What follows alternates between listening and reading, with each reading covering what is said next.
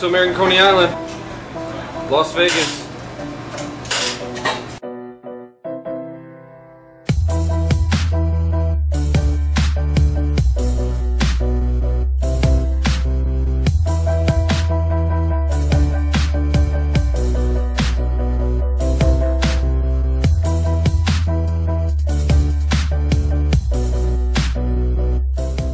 We want sauerkraut. We don't do sauerkraut. We're Detroit. Like, oh, what's Coney Island got to do with Detroit? And it's funny because a lot of people actually don't know how the store came about. When my grandfather first came from Grace, he came in 1910. Lived in New York, went through Ellis Island, everything like that. Heard that Henry Ford was hiring, for $20 a day line workers. Made the trek to Detroit, thinking to get the job. Henry Ford wouldn't hire someone that could barely speak English. So he started working on the corner on Lafayette, Michigan, shining shoes and selling hot dogs out of a cart. Saved up his money, ended up buying the hot dog cart and everything. And one day, a guy comes in. My grandfather was also an avid soup maker, chili maker, and all this. He goes, "We got anything else to put on here besides the sauerkraut, relish, all that? Try this. Do the chili, kind of mustard on onions. Huge success." I looked right behind him. Building was for lease. He goes, "Okay, lease the building out." Now he named his own new business. Named it after America because it gave his opportunity. Coney Island, because that was his favorite place to go on his days off, and one of the first things he saw coming from the boat. Wow. So American Coney Island dog was kind of invented. And the rival between us and Lafayette. He brought my Uncle Bill, his brother, like most immigrant families, save some money, bring his family over. He brought him over in 1922, something like that. Got in an argument, all that. He opened up Lafayette next door in 1924. So, yeah, and that's how the rivalry came. It's actually not family owned or operated anymore, Lafayette. They sold it 22 years ago to a group of 20 guys. But for all the TV shows, Man vs. Food, Food Wars, Food Feuds, they brought in my cousin Bill because it made for good TV, him and my sister. Okay. That were cousin versus cousin. Okay. But we're actually the family owned, the oldest family owned operated business in Detroit, 96 years. Wow. Yeah. Wow. That I never knew. Yeah, and that's how it kind of spawned off. My grandfather knew about patenting names and everything like that. I'd be a billionaire because nothing would be. Now Coney Islands are just diners. Right. Holy cow. And a lot of people are like, oh, back home, man, I missed it. I've been here for 3 years, 4 years, can't get it like that. So it's been good. We have a good following. Like the other day, we had a guy yesterday, literally, was working in Detroit for 3 months. Lives in Denver now. Rented a car because he used to eat down at us downtown. He had a 3-hour layover in Las Vegas. Rented a car just to come down here, grab 2 loose burgers and a fry, and took off.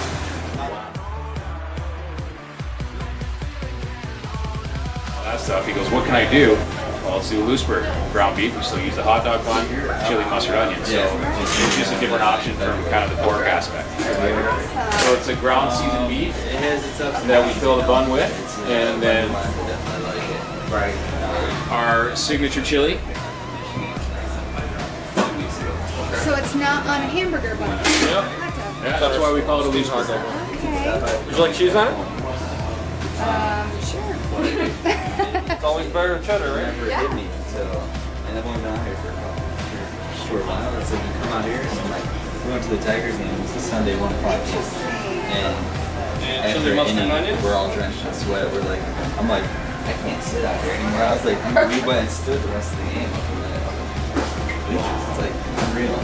Wow. See, that's the first thing I say. That's a loose burger, and everyone's gonna want one. I'm not used to. That looks yummy. Then we had our signature mild cheddar cheese.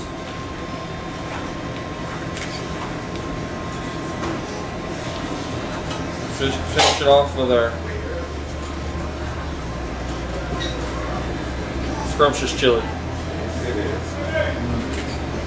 Yes. So you get a full ladle. You don't hold back. Finished product. So how about some onions? Would you like to smother this one? No smother? Not smother? We have sweet onions if you were interested. Okay. I always like mustard on mine. That's just like American Coney dog for the very first time. Poetry was like, no, from Detroit, you have to try Coney dogs.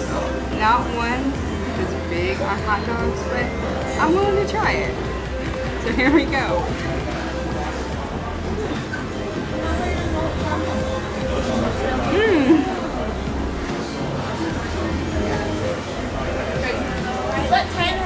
That is actually really good. I'm really impressed. I don't like hot dogs, and this is really good. Thank you. Man, it's a privilege. No, thank you guys. You know, it's worked out good that, you know, because I come out here usually about 10 days, 2 weeks out of the month. Okay. My sister Grace comes out for another week, and the rest of the time it's left up to our Joey and the crew. Wow. Kind of take care of everything.